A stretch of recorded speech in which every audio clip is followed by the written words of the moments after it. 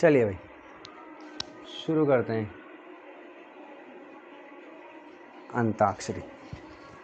तो देखिए question number, हाँ जी एक्सरसाइज क्या चल रही है 9.1 क्वेश्चन नंबर 10 पढ़ते हैं। क्वेश्चन नंबर 10 को क्या कह रहा है, 2 पोल्स, 2 पोल हैं भाई ऑफ इक्वल हाइट्स और दोनों ही इक्वल हाइट्स के हैं, are standing opposite to each other, यानी कि दोनों के दोनों एक दूसरे के जस्ट सामने हैं, ठीक है ना, अपोजिट साइड में यानी कि आमने सामने हैं, ठीक है, ऑन आइदर साइड एक दूसरे के सामने, ऑफ द रोड, रोड के आमने सामने हैं, ठीक है। चलिए विच 80 मीटर वाइड, जो कि क्या है 80 मीटर वाइड है, यानी कि रोड की बात कर रहा है, from a point between them, उन दोनों के बीच में एक पॉइंट है, ऑन द रोड, रोड के ऊपर है, the angles of elevation of the top of the poles, जो दोनों पोल हैं उनके एंगल ऑफ एलिवेशन कौन कौन कितने हैं 60 डिग्री और 30 डिग्री, ठीक है, respectively. Find the height of the poles and the distance of the point from the poles, ठीक है। देखिए क्या कह रहा है, 2 पोल हैं भाई साहब, ठीक है। पहले तो क्या लिख लेते हैं अपन, पापा बीड़ी पी लो, हाँ हाँ बेटा,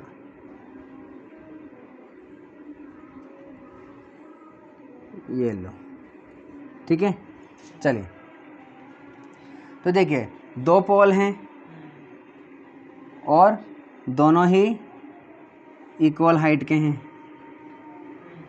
ठीक है, और क्या कह रहा है, दोनों एक दूसरे के आमने सामने हैं, ठीक है, और रोड के किनारे पर है मतलब, ठीक है ना, हाँ जी। आगे देखिए भाई, और रोड की जो चौड़ाई दे रखी है वो कितनी दे रखी है 80 मीटर, ठीक है। चलिए from a point between them on the road, ये कह रहा है कि दोनों के बीच में एक पॉइंट है, तो कहाँ पे ले हुए हैं एक पॉइंट, कहाँ पे लेंगे सेंटर में लेंगे, ठीक है ना। तो देखो उसने यही गलती होती है ना, हम भी यही वाली गलती कर देते हैं कि बीच में बोल रहा है तो यहाँ पे ले लेते हैं एकदम सेंटर में, तो ये 40 और ये 40 है ना। देखो ऐसा क्यों नहीं कर सकते, ऐसा इसलिए नहीं कर सकते क्योंकि अगर आपने यहाँ से लिया एकदम सेंटर से और यहाँ से फिर आपने एंगल ऑफ एलिवेशन बनाया तो दोनों एंगल क्या होने चाहिए, क्यों होने चाहिए अलग अलग, अगर आप बिल्कुल सेंटर में ले रहे हो तो दोनों की हाइट तो क्या है, दोनों की हाइट क्या है पोल्स की सेम है, तो एंगल भी क्या होंगे सेम होंगे, बट यहाँ पर उसने क्या हुआ है एंगल अलग अलग दे रखे हैं, the angles of elevation of the top of the poles are 60 degree and 30 degree, ठीक है ना। तो हमें एक क्या लेना पड़ेगा, दोनों की डिस्टेंस बीच में नहीं लेना पड़ेगा, है ना, तो अपन ऐसे ले लेते हैं, ठीक है, वेरी गुड, ठीक है। तो ये वाला एंगल क्या होगा 60 डिग्री होगा, क्योंकि यहाँ पास में जितना पास में जाओगे उतना ऊंचा देखना पड़ेगा, और यहाँ पर ये एंगल 30 डिग्री हो जाएगा, ठीक है ना। चलिए अब तो पूछ रहा है find the height of the pole, तो इस वाले पोल की हाइट कितनी मान ली अपन ने, h मान ली, चलो h मान ली, या मानो भी नहीं मानो नाम देते हैं फिलहाल, तो a, ये b, ये c, ये d और ये e, ठीक है। तो अब आप देखो जितना ed है ये कितना होगा उतना ही ए भी होगा, क्योंकि उसने कह दिया कि ये वाला पोल और ये वाला पोल सेम है, ठीक है ना। चलो अगर मैं BC जो है वो x मान लूँ, ठीक है, तो CD कितना होगा, 80 minus very good BC minus CD, भाई BD माइनस CD, अरे भाई मेरे पूरा कितना है 80 है ना, 80 माइनस, इसको हमने x मान लिया तो CD क्या हो जाएगा, 80 माइनस, ठीक है। चलिए तो हाइट निकालनी है और हमें ये डिस्टेंसेस भी निकालनी है BC और सी डी। ठीक है, तो देखिए कौन सा ट्रायंगल लें, पहले कोई सा भी ले लो। देखो हमने इक्वेशन वाला चैप्टर पढ़ा था, है ना, क्वाड्रेटिक इक्वेशन वाला पढ़ा हुआ है ना, तो वहाँ हमने ये सीखा था कि पॉलिनॉमियल भी पढ़ा हुआ है, उसमें हमने सीखा था कि जितनी उस पर डिग्री होती है, ठीक है, या जितने वेरिएबल होते हैं, अपन ने वो पढ़ा था एक वेरिएबल, है ना, लीनियर इक्वेशन इन 2 वेरिएबल्स, है ना, तो जितने वेरिएबल्स होते हैं उतनी ही इक्वेशन होती है, तब जा कर के उनके आंसर निकल पाते हैं, उनकी सब वैल्यू निकल पाती है। तो आप यहाँ देख रहे हो हमारे पास यहाँ पर भी 2 वेरिएबल्स हैं, एक तो ये हाइट, ठीक है ना, और एक x, है ना, एक तो ये x हो गया और एक ये हाइट हो गई, 2 हो गई। इसीलिए यहाँ पर 2 ट्रायंगल दे दिया हमें, और 2 ट्रायंगल है तो 2 इक्वेशन बन जाएगी, 2 इक्वेशन बनते ही दोनों की वैल्यू आ जाएगी, एक से वैल्यू निकाल के दूसरे में पुट कर देंगे, उसकी आ जाएगी तो पहले वाले की निकाल लेंगे। तो देखो इन ट्रायंगल एसीडी लोगे, कोई सा ले सकते हैं इसमें, तो कोई पर्टिकुलर नहीं। देखो एसीडी ले सकते हैं, कोई प्रॉब्लम नहीं है। बाकी यहाँ देखो क्या है, 80 - x है, हाँ, और वहाँ पर ईडी भी अपने पास एक वेरिएबल है, ठीक है। अगर अपन इसको h मान लेते हैं, इसको h मान लें, हो तो जाएगा सॉल्व। और ये इसको भी h मान लेते हैं, ठीक है ना, तो ये भी h हो जाएगा, ठीक है। एबीसी इसी हाँ, तो इसलिए पहले क्या लेंगे, ABC ले लेते हैं, क्योंकि यहाँ पर सिर्फ x है और यहाँ पर h है, ठीक है। चलिए, तो इन ट्रायंगल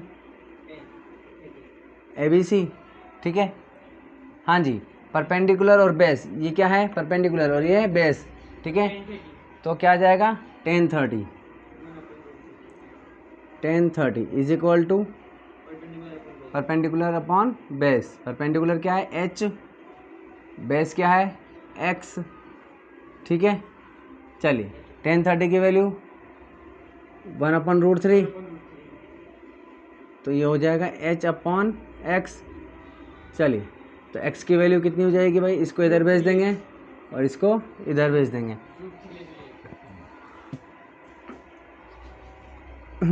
ठीक है। तो x इज इक्वल टू कितना आ गया, h√3 मीटर में, ठीक है। चलिए, हाँ जी,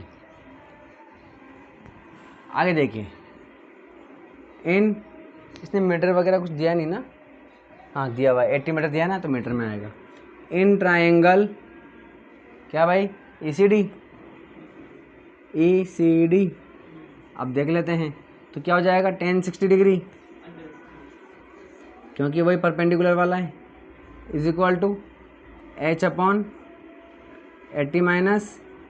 - x, ठीक है। चलिए, tan 60 की वैल्यू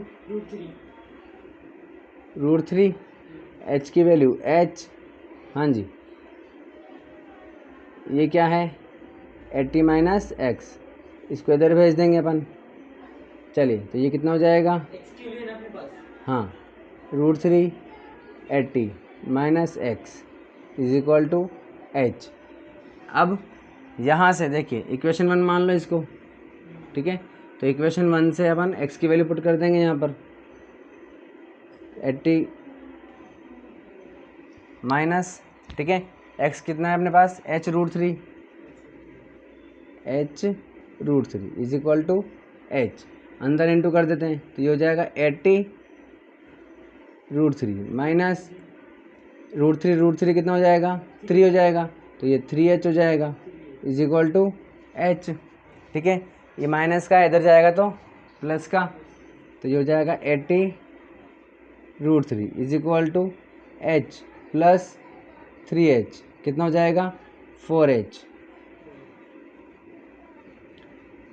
चलिए, h की वैल्यू निकालेंगे तो ये 4 अपॉन में आ जाएगा, ठीक है। तो यहीं से हटा करके मैं डायरेक्ट यहाँ लिख देता हूँ, ये लो, ठीक है। नेक्स्ट स्टेप एक आपको लिखनी है लेकिन, है ना, तो ये 4 से ये कट जाएगा 20 टाइम, तो h की वैल्यू कितनी आ गई, 20√3 मीटर, ठीक है। चलिए, ये आंसर आ गया हमारा, एक आंसर है ये। अब h की वैल्यू इसमें पुट कर देते हैं तो x की वैल्यू आ जाएगी। x इज इक्वल टू कितना हो जाएगा, तो ये हो जाएगा 20√3 इंटू √3, ठीक है। तो ये कितना हो जाएगा 20 इंटू 3, तो कितना हो जाएगा 60। चलिए 60 मीटर हो गया, ठीक है। तो अगर हमारे पास x क्या है, BC है, तो BC कितना आ गया हमारे पास 60 मीटर। तो CD कितना हो जाएगा 80 माइनस 60, तो CD is equal to 20 metre, ठीक है भाई। ये भी आंसर है हमारा और ये भी आंसर है, ठीक है। इस तरीके से अपना क्या हो गया, क्वेश्चन 10 कंप्लीट। अब देखते हैं अपन क्वेश्चन 11।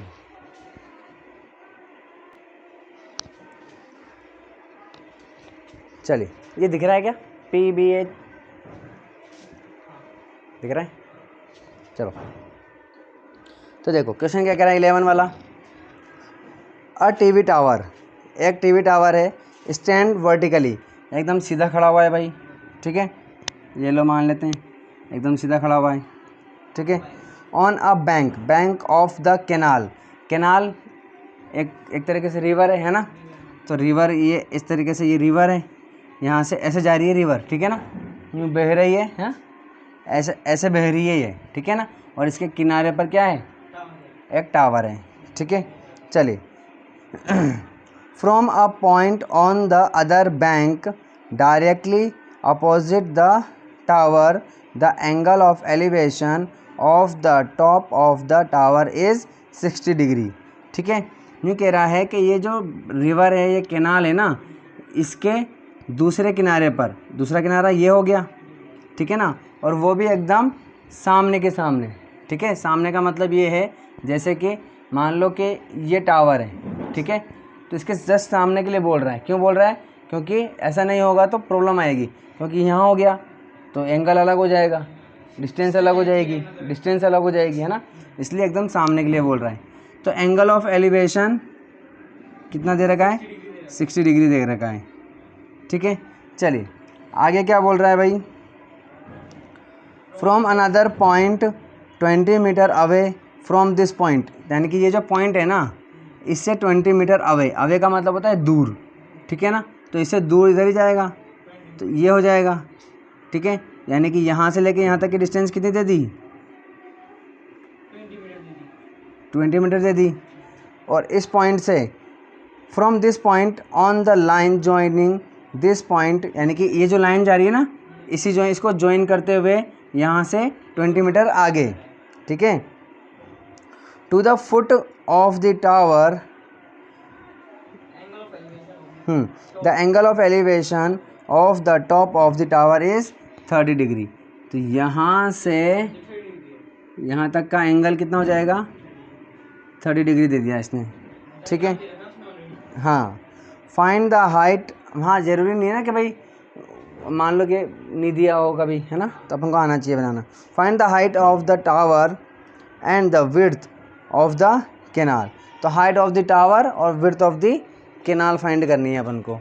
तो यानी कि ये हाइट फाइंड करनी है और यहाँ से लेके ये फाइंड करना है। तो इसको ए बी, इसको सी और इसको डी मान लेते हैं। तो हमें क्या फाइंड करना है, बी सी और ए बी, ठीक है। और ट्रायंगल कौन कौन से लेंगे, सिंपल सी चीज़ है, जितने जैसे एंगल है वो वाले। तो ये वाला दे रखा है, तो ये है ना, तो ए बी डी, और ये आधे एंगल दे रखा है तो ए बी सी हो जाएगा, ठीक है। तो किसी भी एंगल से ले लो, अभी जैसे किया ना बिल्कुल वैसा ही है। देखो ये वाला एंगल से लोगे तो इसको मान लो आप x मान लो, ठीक है। तो इस वाले से ट्रायंगल से इन दोनों के बीच में रिलेशन आ जाएगा, फिर इस वाले ट्रायंगल से किसी एक की वैल्यू फाइंड हो जाएगी, ठीक है। चलिए वैल्यू पुट करके आंसर आ जाएगा। तो देखिए ABC ले लेते हैं, इन ट्रायंगल ABC। क्या हो जाएगा भाई, सब में वही लग रहा है 10 10, ठीक है, ऑन कर दो। tan 60 degree is equal to h/x। tan 60 की value √3 is equal to h/x। तो h इज इक्वल टू कितना हो जाएगा भाई, x √3 is equal to h। h की वैल्यू आ गई, ठीक है। चलिए अब इन ट्राइंगल ABD, हाँ जी ABD में देख लो, tan 30 इज इक्वल टू क्या हो जाएगा, h/x + 20, x + 20 हो जाएगा। tan 30 की वैल्यू 1/√3 h/x + 20, ठीक है। क्रॉस मल्टीप्लाई कर देंगे। चलिए तो ये हो जाएगा क्या, x + 20 is equal to h√3, ठीक है। चलिए अब h की वैल्यू कितनी है, x√3, x + 20, h की वैल्यू x√3 इंटू ये वाला √3, √3 3 हो जाएगा, तो ये हो जाएगा 3x, ये हो जाएगा x + 20, ठीक है। चलिए x को उधर भेज देते हैं, 20 is equal to 3x - x, plus का है तो उधर जाएगा तो माइनस का, 3x में से एक x गया तो 2x हो जाएगा, और ये हो जाएगा 20। तो x इज इक्वल टू क्या हो जाएगा, 20/2, तो x is equal to 10 metre. ये आंसर आ गया, ठीक है। h की वैल्यू आ जाएगी, h इज इक्वल टू क्या है, x√3, तो h इज इक्वल टू क्या हो जाएगा, x की वैल्यू 10, तो 10√3 मीटर में। हाइट आ गई हमारे पास, आंसर आ गया, ठीक है। चलिए क्वेश्चन नंबर 12।